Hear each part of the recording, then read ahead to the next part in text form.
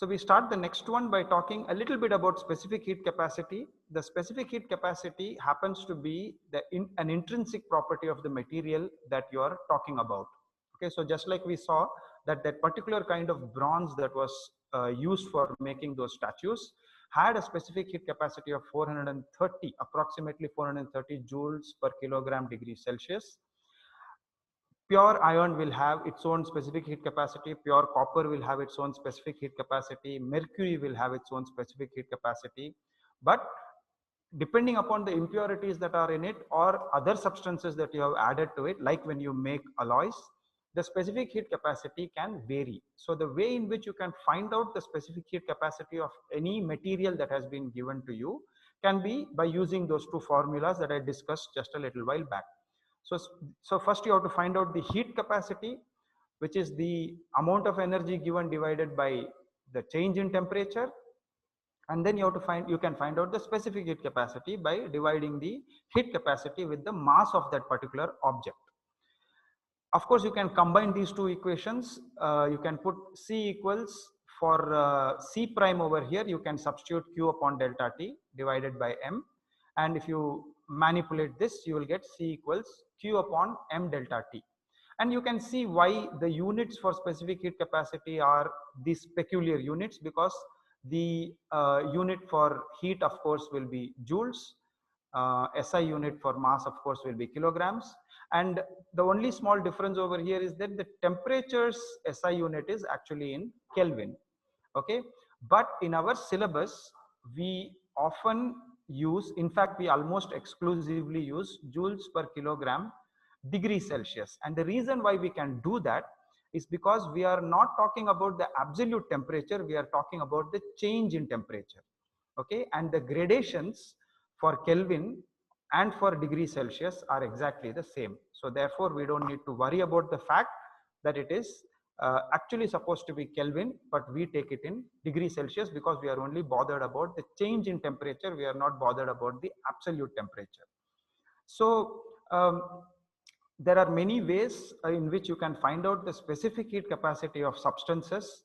The method is given over here, but practically to find out, there are some ways in which that can be done.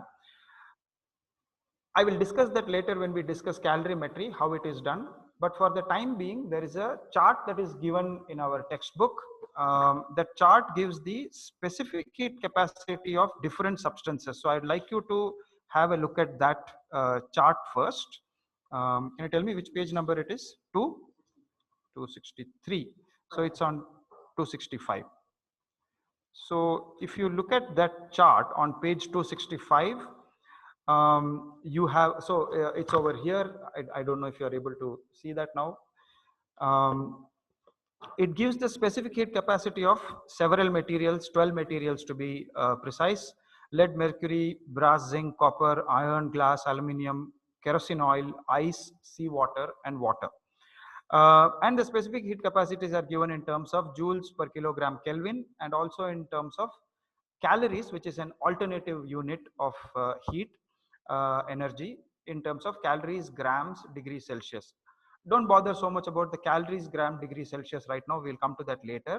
But if you look at the data, you'll see that they have been arranged in increasing order of specific heat capacity, with lead having a specific heat capacity of about 130 joules per kilogram degree Celsius, all the way down to water, okay, which has a specific heat capacity of, wait, what is that, 4180 joules per kg degree Celsius.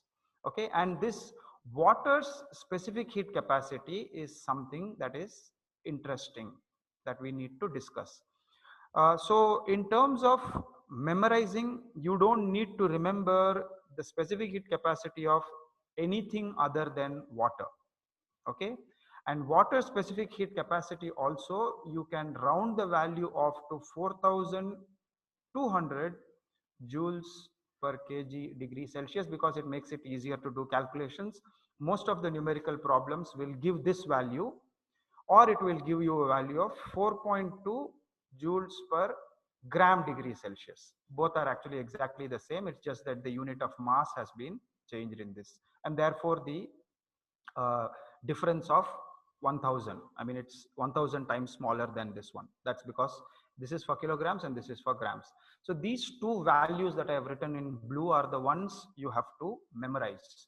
Okay, and that um, actually you don't even, if you are a little bit clever, you don't even have to memorize it. If you look at the numerical problems given in specific heat capacity in the question paper, the value for water specific heat capacity will almost always be mentioned over there.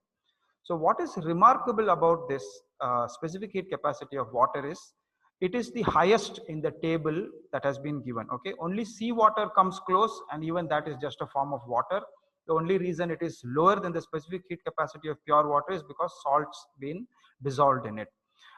Ice, fairly low specific heat capacity, goes down by a factor of 2, okay, 2100.